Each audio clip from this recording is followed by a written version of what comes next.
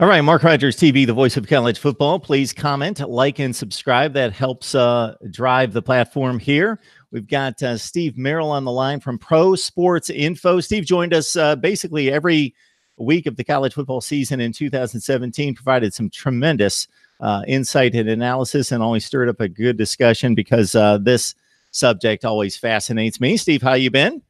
Doing well, Mark. Great to be back. Definitely. So, man, before we dive into the weekend in college football, of course, a big NFL opener last night with the traditional Super Bowl champion hosting, and typical NFL game. I had the Falcons plus 2.5. I felt pretty good. There was a review in the third or fourth quarter with Julio Jones that proved possibly decisive, and 5 shots into the end zone late in the game still wasn't enough for the Falcons. Yeah, it's amazing. History repeated itself, very similar to the NFC playoff game last year, in which it came down to that final offensive possession for the Falcons, win or lose. They've now lost both times with a chance to win. So it shows how equally matched these teams are and how competitive the NFL has become. I really think the NFC is wide open this year. Obviously, Philly and Atlanta will be players. I think both Green Bay and Minnesota in the same division could be 2 of the best teams in football. So that's going to be a really tough path to the Super Bowl. You know, the AFC looks a little more open for that reason. The Patriots are the favorite once again, but you just get a feeling, boy, is Tom Brady going to stay healthy all season? I mean, it's amazing how healthy he's been in his career, now being in his 40s. I just have a gut feeling that maybe something goes wrong now that they lost Garoppolo last year. We get Steve Merrill on the line from Pro Sports Info, looking at the lines for Week 2 in college football. Before we do that, Week 1, we had a number of surprises, especially the final 2 games of the weekend, the spotlight games, and Virginia Tech crushing Florida State at home, and then also LSU and Miami. Were there some predictors out there, not necessarily just those 2 games, but throughout the weekend, that maybe some people were surprised at some outcomes, but maybe they shouldn't have been? Well, I definitely wouldn't say I was surprised, but the takeaway for me in Week 1 was how dominant the SEC was. You referenced that game on Sunday. LSU was a 3.5-point underdog. They win the game easily outright, even more so than the final score indicated. They were up 33-7 in the second half. But you look at Saturday, Alabama not only wins, but they easily cover over Louisville. South Carolina covers the big number in their game. Mississippi pulls a slight upset and blows out Texas Tech basically as a pick-em. Vanderbilt, a 3-point favorite over Middle Tennessee. They win 35-7. So no question, the SEC not only performed well, but performed above expectations. Then, of course, Auburn beating Washington, which was basically, a 2-point spread. So the SEC, we thought coming in would be the best conference, but they look even stronger than expected. And I think that's bad news for everybody else. They had 2 teams last year, both made the finals. You would expect they're going to have a really good shot at having 2 teams this year. I thought the Pac-12 would be down this year. I thought the Big 12 would be down. Washington's loss to Auburn really hurts the Pac-12's chance, I think, of making the playoffs now. And we talked about this in a preview show earlier in the summer. Texas is a sleeper for me just because I think the Big 12 is so weak, and to get them at 40-1, still looking good to me. I think they could sneak in. Florida State was another sleeper for me. Obviously, that Virginia Tech loss, I think, really ruins their season. Be very interesting, Mark, to see if they slide like they did last year after the slow start. A lot of talent there, but boy, I don't trust those guys to perform after the way they played Monday night. Get Steve Merrill on the line from Pro Sports Info. So it's prosportsinfo.com. Join him right there for his selections on all the professional sports and collegiate sports, all the major sports across the board. Week 2, what I find interesting, and I went on a rampage a number of times last weekend for people not to overreact. Of course, Penn State looks sloppy. Michigan State looks sloppy. I went through Michigan State's run under Mark D'Antonio, teams that had finished in the top 5 to 15 in the country. And this was pretty much the trend, that they take on a MAC team in Week 1 and beat them by 8 or 10 points. So it's happened before. Do you think that there's an overemphasis and then overreaction based on the Week 1 results from the betting public? No question. And we see it even more so in the NFL. So be very careful reading too much into this Sunday's games, because even though we have a preseason in the NFL, year after year, the results in Week 1 do not correlate really to how the season plays out. And you can even make a case that's even stronger in college football because we have no preseason. I mean, these are basically the first time these guys have played a real game at all other than inter-squad scrimmages in August. So have to be very careful. Then on top of that, you've got 19 and 20-year-old kids in these games. You've also got a lot more coaching turnover in college football every season than the NFL. Scheme, system changes. So yeah, week one is basically a preseason. With that said, though, you have to be concerned, like you said, with a team like Penn State. They only had 3 returning starters on defense. They looked very weak against Appalachian State, gave up 451 yards. Now they take on a Pittsburgh team that, is a good defensive team. So I'm not sure you can just flip a switch and fix problems like that if there's a reason. When it's a young defense that didn't perform well, I'm a little bit more cautious.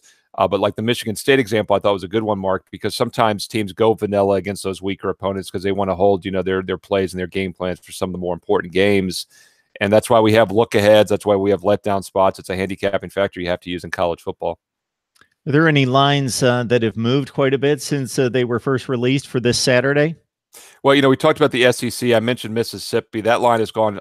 Mississippi State now we'll talk about. That line's gone from 7 up to 8.5. And their quarterback was questionable early in the week. He is now probable. So some of the numbers have moved a bit for those reasons. What I've really seen more movement on, Mark, has been the totals this week, specifically some unders. I've seen a lot of money coming on unders in several games. Even that Pittsburgh-Penn State game, the totals dropped a few points. That's one of the under moves I'd probably disagree with. I'm not sure, as I said, that Penn State can just flip a switch and fix their defensive problems. And Pittsburgh, although they only gave up 7 points last week, they gave up over 350 yards. And they actually did not look quite as stout as the numbers indicated on the scoreboard. So I think both that Penn State-Pittsburgh offenses could have some success this weekend. And that's a game I'll have a close eye on. I think that's one of the more marquee matchups we have. So we've got a few lines moving a little bit. Mississippi State, a dark horse pick for a lot of people in the SEC Western Division. Obviously, they had an underwhelming opponent in week one, and they did exactly what you would expect against Stephen F. Austin, traveling to Kansas State, typically underappreciated. Doesn't surprise me that Mississippi State's got a line out there, as you mentioned, at 8.5 at this point. Any lines that surprise you? I'm guessing that before the lines come out, you can probably nail them within a half point to a point, but is there anything that surprises you? Well, I'll keep the theme about the SEC. Another game that's moved this week was Vanderbilt was 7.5 against Nevada. It's now 8.5. And as I mentioned earlier, they won 35-7 as a 3-point favorite last week. But they didn't really move the ball offensively for a lot of yards, despite putting up 35 points. So I think Nevada, a team that put up over 70 last week, could be a bit of a live dog in that game. The biggest game of the week, though, I talked Penn State, Pittsburgh, but by far the biggest game of the week is the Georgia-South Carolina game. And that line's big. Right now, I'm seeing Georgia almost in the double-digit range. It's been hovering around the 9.5 range most of the week. South Carolina was a team I had as a best bet last week for my clients. Obviously, a huge step up in class now against Georgia. But Georgia's defense returns only 5 starters this year. It'll be interesting to see if they can gel quickly. South Carolina is going to have a really good offense. Both of these offenses are veteran. They return a lot of starters from last year. I think that could be a high-scoring back-and-forth game. That total's in the mid to high 50 range. And if that's the case, I think South Carolina has a chance to keep it close, maybe even pull the upset. That's definitely the game of the week to watch. Steve, we see the blowout games from a week-to-week basis, especially early in the season in the non-conference, and we see these lines. I don't know. I can't remember that I've seen a line past about 45. That seems to be somewhat of a threshold somewhere in there, but there's a delineation made by someone that determines, okay, this is completely off the board. I think one example was maybe Georgia and Austin P. There might have been one more because I pick all the games straight up and then I pick them against the spread. And I had 2 or 3 more against the money line against just a straight up pick because those were taken off the board. There was no line. What's the determination made there? Yeah, what happens is when a 1A team is playing a 1AA team, or FBS versus FCS now, as they call it, the FCS teams are not in the normal betting rotation. But what has happened here in the last 4 or 5 years is that when they're playing an FBS opponent, a 1A team, most sportsbooks will put a number up, but they usually wait until Saturday morning. So you literally have to wait until a few hours before the kickoff. And the reason being is because those numbers are so soft, they don't have a good feel for the weaker teams. And when you're talking about those big point spreads, it's also very difficult to put an accurate point spread on a game. So, on Saturday morning, you will find lines on these 1A versus 1AA games, but you really have to wait literally until a few hours before kickoff. I don't recall the Georgia line last week. I think it was 40-something. Obviously they're big.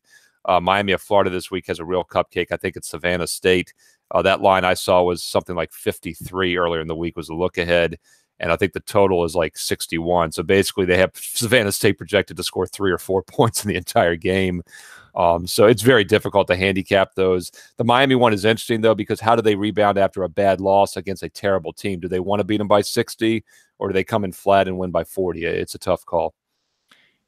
Yeah, so you're the professional. I just come on here and observe and learn from you, and then I've done this for a long time and just watching the lines and in dealing with the games and talking about the games and so forth. But I typically tell people, and again, this is just off the top of my head, to stay away from those larger lines because you don't know what the approach is going to be late in the game in terms of play calling. Is this team going to put down the throttle from a play calling standpoint and also from an effort standpoint? Are they still going to have their starters in the game? Are they going to pull them? What's going to be the mindset?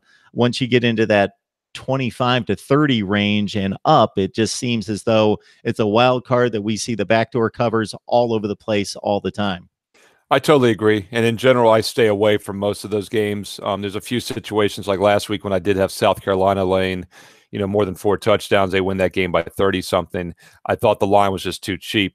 But South Carolina is a play-on underrated team for me in general, so that's kind of what I'm looking for. I think one thing we have now that we didn't have in recent years with the 14 playoff format is there is some more incentive for teams to win big. So you could almost make an argument that the top 5, top 10 teams have incentive to put that extra touchdown or 2 on the board. And it's unfortunate that that's the world we live in, but it is. And, obviously style points matter because there is a human element still to the voting system.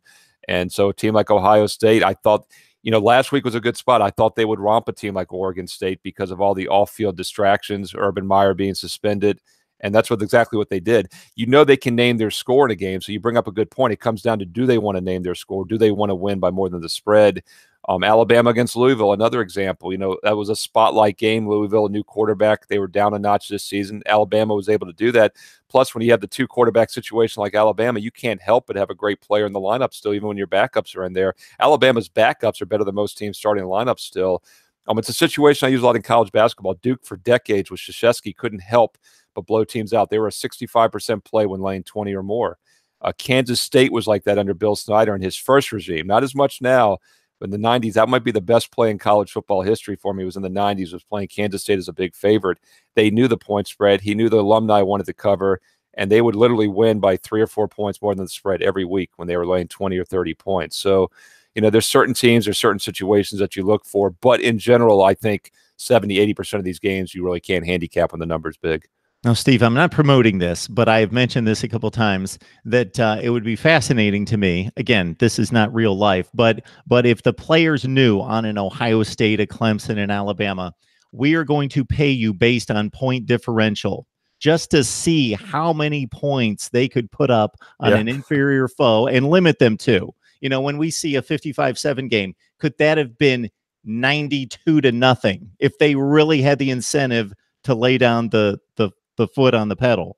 Yeah, no, I've thought of the same idea. I don't think I've ever talked about it either, but I've thought of this with like the NFL, for example, where there's so much parity. The games are pretty competitive in general. Like if you actually got a 1-loss record based on the point spread, and you'd have a computer model. So the Cleveland Browns, who were 0-16 last year, were actually 4-12 against the spread. They still would have been a really bad team. But boy, it would change the element, wouldn't it? Because all of a sudden teams would start trying to score more. They'd keep the starters in longer. They wouldn't take a knee. They'd try to score when the clock was running out. It would make the sport a little more exciting. And it's a funny idea, but it's also one that probably could bring an element to the game that maybe is missing right now as far as competitiveness and giving people a reason to watch in the fourth quarter. But by the way, Steve, my beloved Cleveland Browns, they were given like a 5.5 a win total by Vegas. I thought that was a little generous. Yeah, I'll tell you what, I thought coming into the season they could be a bit of a sleeper, but there's just so much uncertainty at quarterback still. We'll find out soon, I guess, in the next couple of weeks if they can win some games with the quarterback situation. But, Baker Mayfield, very unproven. And this is one of those spots where they could always, if he has a great season, they could be a surprise playoff team. But then again, if he struggles, which I also would not be surprised, they could go winless again. What's interesting about the Browns is I believe last season they were perfect in the preseasons and they went 0-16. The only other team to go 0-16 was the Lions back in like 2008. They also went 4-0 in the preseason. So the Browns had a pretty good preseason this year, as you know, so that might be a bad indicator once again. All right, Steve Merrill, Pro Sports Info. So it's prosportsinfo.com.